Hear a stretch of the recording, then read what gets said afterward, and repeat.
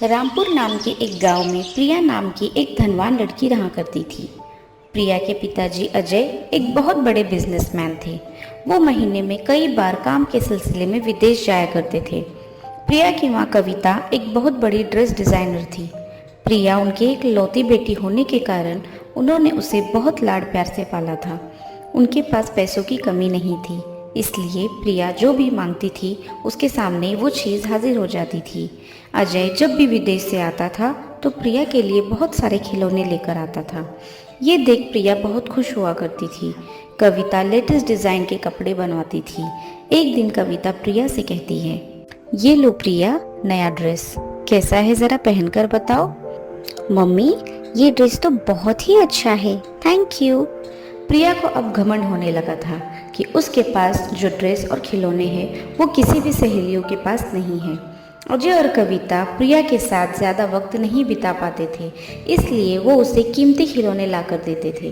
प्रिया के घर के पास ही पूजा नाम की एक गरीब लड़की रहा करती थी। उसकी माँ मनीषा प्रिया के घर काम किया करती थी और उसके पिताजी सुरेश भी फैक्ट्री में मजदूरी किया करते थे।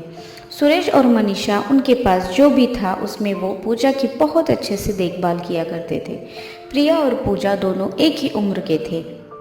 जब पूजा अपनी माँ के साथ प्रिया के घर जाती थी तब प्रिया उसे अपने खिलौने दिखाती थी। जानती हो, ये ड्रेस मेरी मम्मी ने खास मेरे लिए बनवाया है और ऐसा ड्रेस किसी के पास नहीं है। और ये खिलौना मेरे पापा ने यूके से लाया है। तुम तो इस खिलौने के बारे में सपने में भी नहीं सोच सकती। तुम्हारी ड्रेस तो देखो कैसी है। प्रिया हमेशा पूजा को नीचा दिखाती थी और दूसरों का हमेशा मजाक उड़ाती थी। प्रिया बहुत सारे कपड़ों को बस एक या दो बार ही पहनती थी और उसकी माँ कविता उन कपड़ों को काम वाली को दे दिया करती थी। एक दिन प्रिया अपनी मम्मी से कहती है, मम्मी, अगले हफ्ते मेरा बर्थडे है, आप मुझे क्या गिफ्ट देने वाले हो? अरे हाँ, मैं तो अपनी बच्ची का बर्थडे ही भूल गई थी। क्या चाहिए मेरी गुड़िया को? मम्मी, मुझे एक डॉल हाउस चाहिए जो बहुत बड़ा हो। ठीक है, मैं अभी ऑनलाइन ऑर्डर कर देती हूँ। Thank you mummy. ऐसा कहकर प्रिया वहाँ से चली जाती है। तभी पूजा प्रिया की ड्रेस पहनकर उसके घर आती है। तभी प्रिया पूजा से कहती है, अरे, तुम पर ये ड्रेस बहुत अच्छी लग रही है। मुझे तो पता ही नहीं था कि मेरा फेंका हुआ ड्रेस इतना अच्छा होगा। ये मेरी माँ ने मुझे दिया है। क्या ये तुम्हारा ड्रेस है? हाँ, ये मेरा ही ड्रेस है। वैसे भी तुम गरीबों पर हम अमीरों के कपड़े बहुत जचते हैं। जाने दो, मेरे पास बहुत सारे कपड़े हैं, तुम भी क्या याद रखोगी। ये लो मेरा और एक कीमती ड्रेस। ऐसा कहकर प्रिया ने एक और नया ड्रेस पूजा को दे दिया। मुझे ये ड्रेस नहीं चाहिए, तुम ही रखो। ऐसा कहकर पूजा वहाँ से चली गई। तभी प्रिया खुश होकर अपने पिताजी के पास गई। पिताजी, मेरा अगले हफ्ते बर्थडे है और आप भूल गए?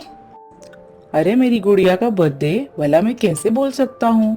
तुम्हारे जन्मदिन पर मैंने तुम्हारे लिए बहुत बड़ा सरप्राइज देने वाला हूँ। तुम चिंता मत करो। थैंक यू पिताजी। जाओ, अब तुम खेलो। ऐसा कहकर प्रिया अपने बर्थडे का बेसब्री से इंतजार करने लगी। प्रिया और पूजा का जन्मदिन एक ही दिन था। सुरेश और मनीषा ने पूजा को बुलाया और उससे कहा, बेटी, तुम्हारे जन्मदिन पर तुम्हें क्या चाहिए, बताओ मुझे। अरे पिताजी, मैं तो अपना जन्मदिन ही भूल गई थी। पिताजी, मेरे पास शूज नहीं है, आप मेरे लिए शूज लेकर आना।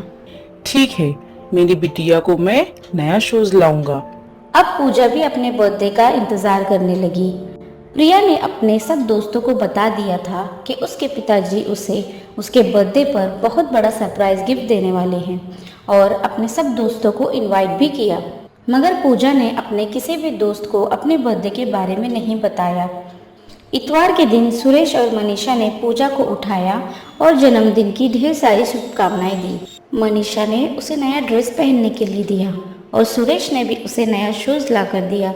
ये देखकर पूजा बहुत खुश हो गई। पूजा अपने माँ पिताजी से कहती है, माँ, पिताजी, आप दोनों का बहुत बहुत धन्यवाद। दूसरी ओर पूजा के पिताजी को किसी अर्जेंट काम से यूएस जाना पड़ा। सुबह ही अजय ने प्रिया को फोन किया। Happy birthday my princess. बेटा, मुझे कुछ अर्जेंट काम से यूएस आना पड़ा। मैं जल्द ही वापस आ जाऊंगा। थैंक यू पिताजी। ऐसा कहकर प्रिया अपने कमरे से बाहर आई और अपनी माँ को आवाज़ लगाने लगी। मम्मी, मम्मी, कहाँ हो आप? उसकी आवाज़ सुनकर घर की एक नौकरानी ने उसके हाथ में एक ड्रेस दिया और कहा, बेटी प्रिया, तुम्हारी माँ ने आज ये ड्रेस तुम्हें पहनने के लिए दिया है और मेरी तरफ से तुम्हें जन्मदिन की ढेर सारी शुभकामनाएं। धन्यवाद चाची। पर मम्मी कहाँ है? बेटी, माँ को सुबह ही कुछ अर्जेंट काम से बाहर जाना पड़ा, तुम नहाकर तैयार हो जाओ। जी। प्रिया जा रही थी, तभी फोन बजने की आवाज़ आई। प्रिया ने जल्दी से फोन उठाया तो उसकी मम्मी बात कर रही थी। हैप्पी बर्थडे प्रिंसेस, मेरी बच्ची, मैं आज कुछ अर्जेंट काम की वजह से ऑफिस आई हूँ, पर मैं शाम तक घर आ जाऊंगी, तुम तैयारी करके रखना। ठीक है मम्मी। ऐसा कहकर प्रिया अपने कमरे में चली गई और रोने लगी क्योंकि उसे आज बहुत बुरा लगा। शाम को प्रिया का घर बर्थडे पार्टी के लिए सजाया गया। उसके लिए वहाँ बहुत सारे तोहफे रखे गए। हॉल के बीच में एक बहुत बड़ा केक रखा हुआ था। बच्चों को खाने के लिए बहुत सारी चीज़ें रखी हुई थी। तभी प्रिया वहाँ नया ड्रेस पहनकर आई और उसके सारे दोस्तों ने उसे जन्मदिन की शुभकामनाएं दी। थोड़ी देर बाद प्रिया अपनी माँ का इंतज़ार करने लगी, मगर कविता जल्द नहीं आ पाई। प्रिया के सारे दोस्त इंतज़ार करके थक गए थे। तभी एक दोस्त प्रिया से कहता है, प्रिया, तुम्हारी मम्मी को आने में बहुत देर हो जाएगी, हमें अभी अपने घर जाना चाहिए। बाय। ठीक है, बाय। ऐसा कहकर सारे दोस्त वहाँ से चले जाते हैं। तभी प्रिया को उसकी माँ का फ़ोन आता है। बेटा, मुझे आने में थोड़ी और देर हो जाएगी, तुम तुम्हारे दोस्तों के साथ अपना जन्मदिन मना लेना, ठीक है? सॉरी बेटा। प्रिया गुस्से से फ़ोन काट देती है और अपने कमरे में जाकर रोने लगती है।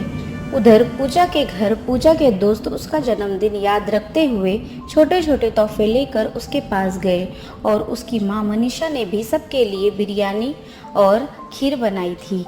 मनीषा ने खुद के हाथों से पूजा के लिए केक बनाया था। थोड़ी देर बाद पूजा और मनीषा प्रिया के घर जन्मदिन की बधाई देने के लिए उसके घर गए। वहाँ पर जाते ही प्रिया कहीं नहीं दिखाई दी। तभी पूजा उसके कमरे में गई तो प्रिया रो रही थी। ये देख पूजा कहती है, क्या हुआ प्रिया, तुम ऐसे रो क्यों रही हो? तभी प्रिया ने जो कुछ हुआ वो सब पूजा को बताया।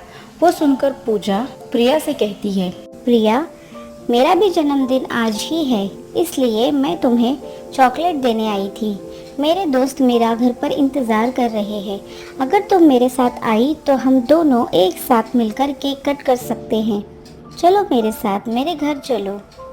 पूजा, मैंने तुम्हें बहुत भला बुरा कहा, मगर तुम मेरे साथ हमेशा अच्छा व्यवहार करती हो। मैंने हमेशा तुम्हारी गरीबी का मजाक उड़ाया, मगर तुमने एक शब्द भी नहीं कहा। तुम आज सबसे खुशनसीब लड़की हो जिसके पास उसके बर्थडे के दिन उसके माँ पिताजी है। प्रिया रोने लगी। तभी मनीषा प्रिया से कहती है, प्रिया बिटिया, चलो उठो, बर्थडे के दिन ऐसे रोते नहीं है। चलो हमारे घर, हम सब मिलकर तुम्हारा बर्थडे अच्छे से मनाएंगे। अब पूजा के घर में प्रिया और पूजा ने अपने बर्थडे का केक काटा और अपना जन्मदिन खुशी खुशी मनाया। उस दिन से प्रिया और पूजा पक्की सहेलियां बन गई और प्रिया के स्वभाव में भी बदलाव होने लगा। ये देख पूजा भी बहुत खुश थी।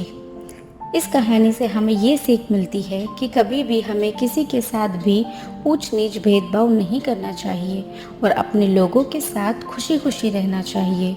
अगर कहानी अच्छी लगी हो तो वीडियो को एक लाइक ज़रूर करिएगा और ऐसे ही मज़ेदार कहानियाँ देखने के लिए हमारे चैनल को ज़रूर सब्सक्राइब करें।